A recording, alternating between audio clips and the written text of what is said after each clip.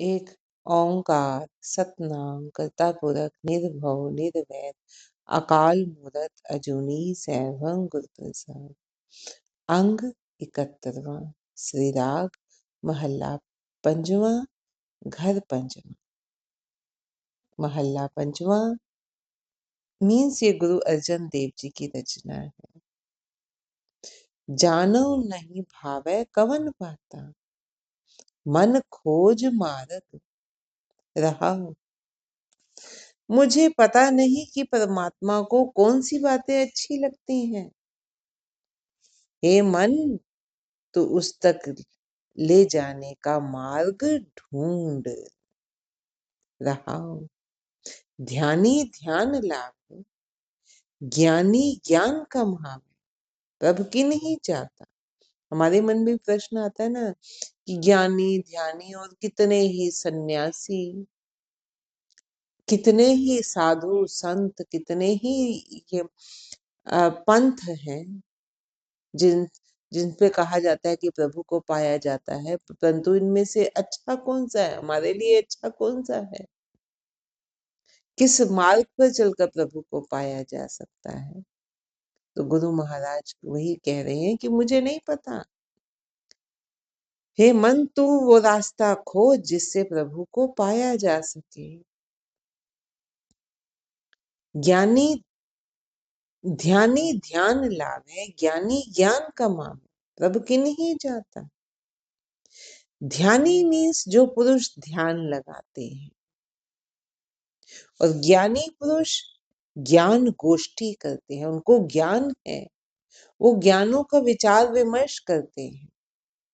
जैसे हम कहते हैं ना कि ग्रंथ पढ़े हुए हैं, खूब सारे ज्ञान है उन्हें, वो ज्ञान पर विचार विमर्श करते हैं, वो ज्ञानी है।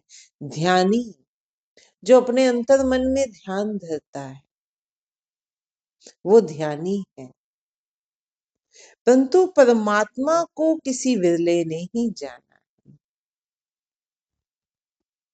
भगवती रहत जुगता, जोगी जोग मुक्ता, तपसी तप है राता। वैष्णव गण जो है अनेकों संयमों से रहते हैं। हर एक की व्याख्या भी बता रहे हैं साथ साथ। ध्यानी कौन है? जो अपने मन में ध्यान धरता है। ज्ञानी कौन है? जिसके पास ज्ञान है। भगवती रहत जुगता, जिसको हम वैष्णवी कहते हैं। वैष्णव गण जो है वो अनेक संयमों में रहता है कि ये नहीं करना, ये नहीं करना, ऐसे नहीं करना, ये नहीं खाना, ये नहीं पहनना। वो संयमों में अपने आप को संयम में साधता है कि अपने आप को इस चीज से रोकना है, इस चीज से रोकना है, मैं ये नहीं करूंगा। योगी मुक्त होने की घोषणा करते हैं। योगी ये कहते हैं कि हमने योग साधना से प्रभु को पा लिया है, हम मुक्त हो गए हैं। तपस्वी जो तपस्या करते हैं, तप करते हैं, अपने आप को तपस्या से साधते हैं। तपस्या करने वाले भी तप में ही लीन हैं। वो भी हठ कर्म से, हम कहते हैं ना कि तप कर रहे हैं, कि खड़े हैं तो खड़े हैं, मौन धारण किया हुआ है, पहाड़ों पर जाकर तप कर रहे हैं, समाधि लगा कर बैठे हैं। ये तपस्वी है जो तप कर रहे हैं, शरीर को तपा रहे हैं, मीन्स उस तरह से साध रहे हैं। तपस्या करने वाले तप में ही लीन रहते हैं। मौनी मौन धारी, सन्यासी ब्रह्मचारी, उदासी उदास रहता। मौन रहने वाले मौन धारण करते हैं। जो मौनी है वो मौन को धारण करते हैं। वो हमने देखे हैं ना, कहीं हम कहते हैं कि नहीं गुरु महाराज ने तो मौन धारण किया हुआ है, या उस साध्वी ने मौन धारण किया हो, वो बोलेंगे नहीं, वो लिख कर बता देंगे लेकिन बोलेंगे नहीं। ये भी एक साधना है, अपने आप को साध रहे हैं, तप है एक तरह से। लेकिन बात यह है क्या मन मौन हुआ है या नहीं हुआ? मन तपा के नहीं तपा विकारों से, बात वहां आ जाती है। ध्यान परमात्मा की ओर लग रहा है या अंदर विचारों की ओर लग रहा है, बात वहां गड़बड़ा जाती है। ज्ञान है लेकिन ज्ञानवान नहीं है। विचार विमर्श तो कर रहे हैं लेकिन विचारों को धारण नहीं किया है, बात वहां गड़बड़ा जाती है। योगी मौनी मौन धारण करते हैं। सन्यासी, सन्यासी कौन है? जो ब्रह्मचर्य का पालन करते हैं। सन्यास ले लिया, हम कहते हैं ना सन्यास, जो ब्रह्मचारी है।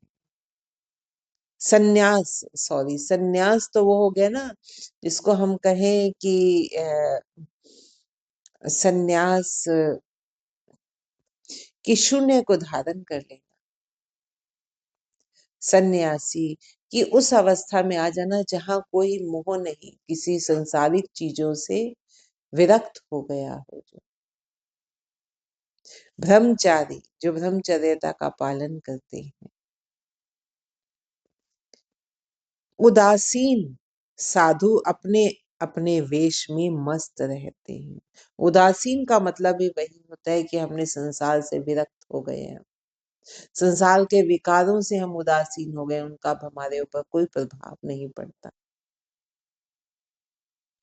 ऐसे ही जो सन्यासी हम देखते हैं कानों में कुंडलें डाल, बड़े बड़े कुंडल डाल लिए, उन कुंडलों का धारण करने का मेन उनका मकसद ये होता है कि वो काम भावना से विरक्त हो जाते हैं। वहां छेद करने से काम वासना जो है वो शांत हो जाती है।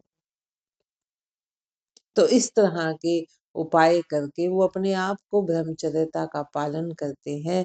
बट अगर मन मान जाए, अगर मन समझ जाए तो फिर ऐसा करने की जरूरत ही नहीं ना। बात तो मन की है, मन के अंदर क्या चल रहा है, बात उस पर आकर अटकती है।